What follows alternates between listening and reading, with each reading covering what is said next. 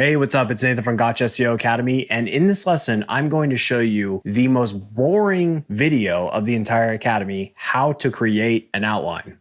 So just bear with me. This is going to be a super quick video, but I think it's important that I cover it so that you aren't missing any pieces to this process. So you just need to think of your outline as your map for your content. And so obviously, if you're driving somewhere and you have no idea how to get there and you decide not to use any directions and not to use a map, you're going to have a very hard time getting to your destination. And so this is the same exact scenario for your content. If you don't create an outline, then your content is probably going to be unstructured and very hard to follow. And if those two things happen, then the quality of your content will greatly diminish. So to avoid that, all you have to do is create an outline. And believe it or not, creating an outline actually makes the process of writing a lot easier. So there are two different outlines that you should create. The first type of outline is what I call an ugly outline. And basically, this is just a brain dump of everything that you know about this keyword or topic.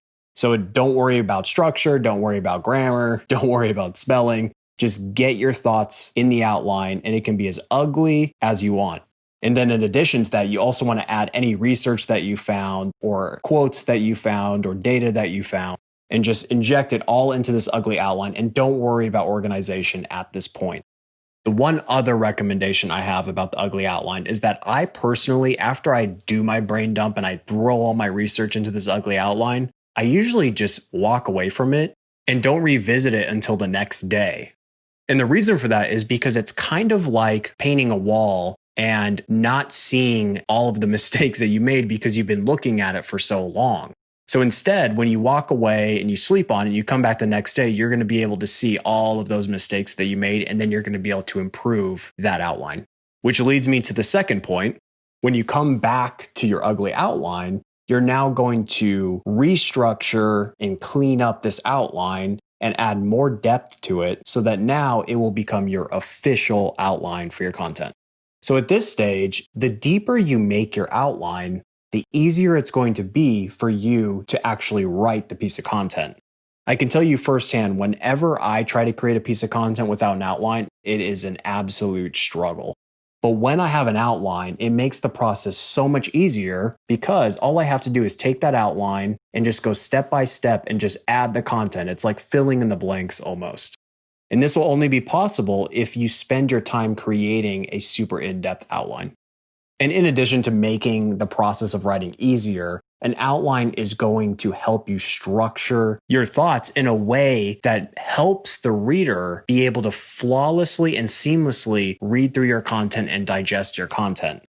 Ultimately, you want the user experience and the reading experience for your content to feel effortless.